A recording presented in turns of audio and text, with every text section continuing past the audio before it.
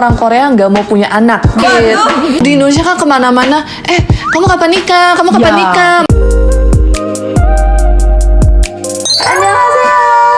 Ketemu lagi YouTube channel aku, Priscilla Lee. Ya, Jin. Mami. Hari ini kita undang Mami untuk bahas tentang salah satu masalah sosial paling serius. Akhir-akhir ini kan orang Korea nggak mau punya anak. Waduh. Penduduk Korea katanya makin lama makin Sedikit.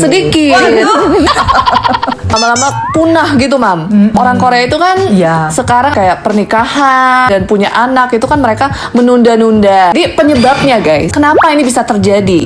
Nah, pasti dimulainya dari cara pikir orangnya. Konsep pernikahan.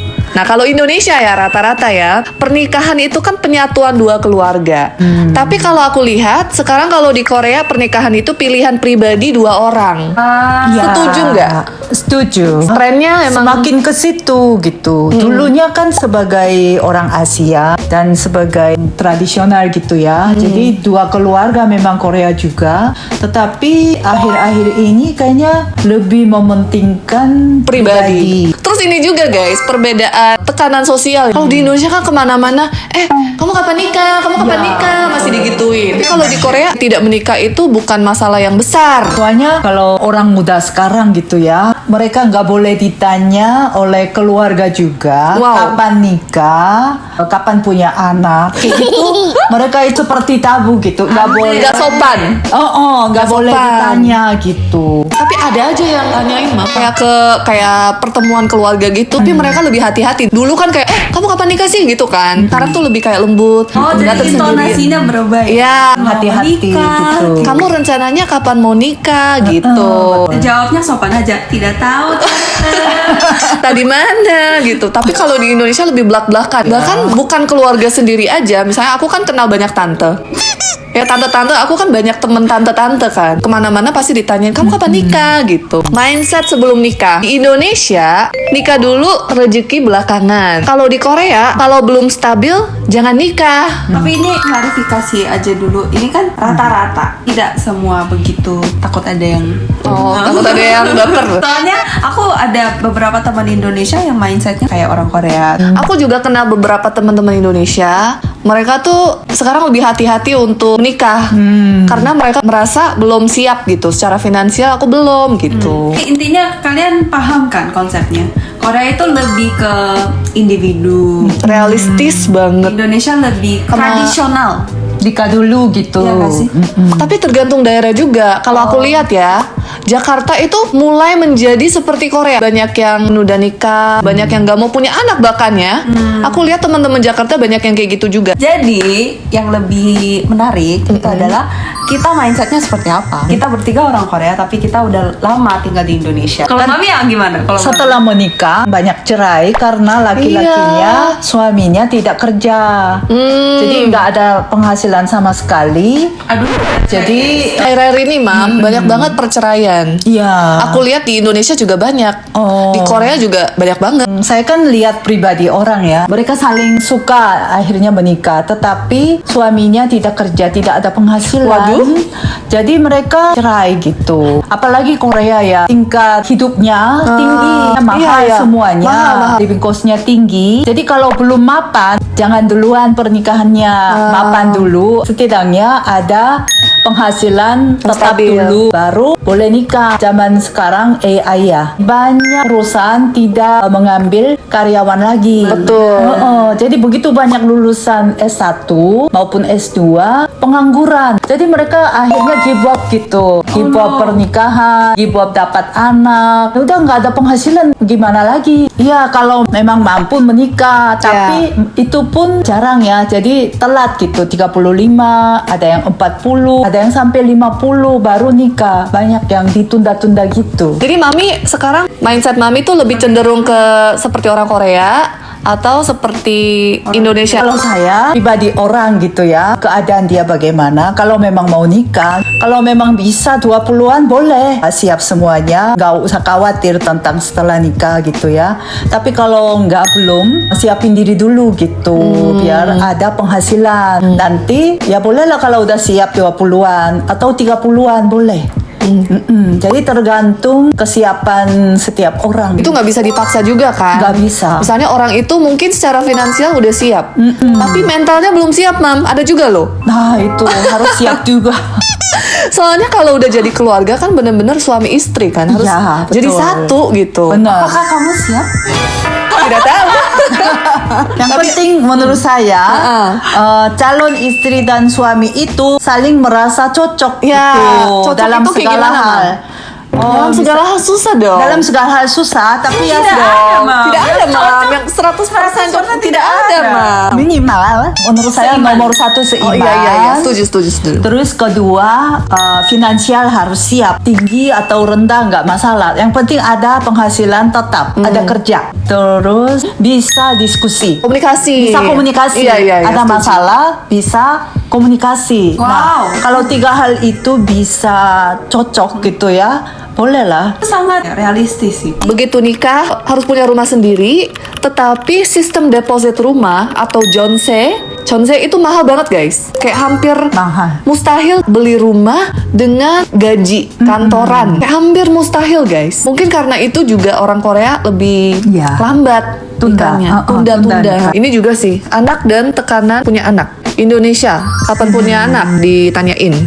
Anak dianggap keharusan. Masih banyak orang pikir ya minimal punya satu anak lah gitu kan. Kalau di Korea banyak pasangan child free. Dua-duanya kerja. Oh. Tapi no kids. Mereka setuju, oke kita nggak akan punya anak. Lama-lama Korea hilang dong, Mam. Untuk mengurus anak dapat biaya yang luar biasa. Makanya banyak orang ambil keputusan tidak mau punya anak. Tapi aku denger juga dari pemerintah Korea itu mereka kasih support secara finansial, Mam. Untuk newly Betul. wed couple atau yang punya anak berapa itu ada some kind of support. Menurut aku finansialnya pasti nggak cukup. Lingkungannya nggak begitu ideal untuk anak sih. Soalnya pertama nggak aman. Safety Safety issues dan juga begitu banyak orang sensitif ya. Kayak anak bebas mau keluar terus kayak dia main-main di playground atau dia main-main di apartemen.